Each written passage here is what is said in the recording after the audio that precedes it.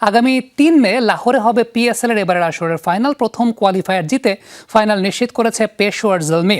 পেশোয়ারের হয়ে ফাইনাল মাতানোর জন্য নাহিদ রানাকে এনওসিও দিয়েছে Bangladesh cricket board. Rana NOC পাওয়ায় বিসিবি সভাপতি তামিম ইকবালকে ধন্যবাদ জানিয়েছেন পেশোয়ারের চেয়ারম্যান।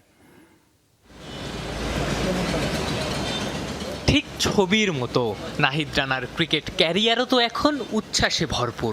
প্রশ্ন উঠতে পারে, রানা কি তার ক্যারিয়ারের সবচেয়ে ভালো সময় কাটাচ্ছেন? পাকিস্তানের বিপক্ষে ওয়ানডে সিরিজের সেরা ক্রিকেটার হয়েছিলেন রানা। এরপর পিএসএলে 4 ম্যাচে 7 উইকেট, ইকোনমিও 5.5-এর কম। পিএসএলের মাঝপথে দেশে ফিরে নিউজিল্যান্ডের বিপক্ষে ওয়ানডে সিরিজে আবারও সিরিজ সেরা। ওয়ার্কলোড ম্যানেজমেন্টের জন্য কিউইদের বিপক্ষে টি-20 সিরিজের দলে রাখা হয়নি রানাকে। পিএসএলের এনওসি বৃদ্ধির আবেদন করা হলেও তা খারিজ হয়ে যায় পাকিস্তানের বিপক্ষে টেস্ট সিরিজের জন্য। তবে রানার জন্য সুখবর, পেশোয়ার জলমি ফাইনালে ওঠায় 3 মের ফাইনালের জন্য তাকে ছাড়পত্র দিয়েছে বিসিবি। বৃহস্পতিবার এক সংবাদ বিজ্ঞপ্তিতে রানাকে পিএসএল ফাইনাল খেলার অনুমতি দেওয়ার বিষয়টি নিশ্চিত করেছে বিসিবি। বিবৃতিতে বাংলাদেশ ক্রিকেট বোর্ড জানিয়েছে, পিএসএল এর মতো একটা ফ্র্যাঞ্চাইজি টুর্নামেন্টের ফাইনাল খেলার গুরুত্ব বিবেচনা করে এই সিদ্ধান্ত তারা নিয়েছে। তারা বিশ্বাস করে এই সুযোগ রানাকে বিশ্বমঞ্চে আরও দাপট দেখাতে সাহায্য করবে।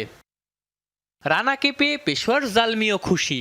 দলটার চেয়ারম্যান জাভেদ আফ্রিদি তার এক্স হ্যান্ডেলে বিসিবি সভাপতি তামিম ইকবালকে ধন্যবাদ দিয়েছেন। জানিয়ে রাখা, পেশোয়ার জলমির হয়ে অতীতে খেলেছিলেন তামিম। বরাবরই এই দলটায় বাংলাদেশিদের আধিক্য।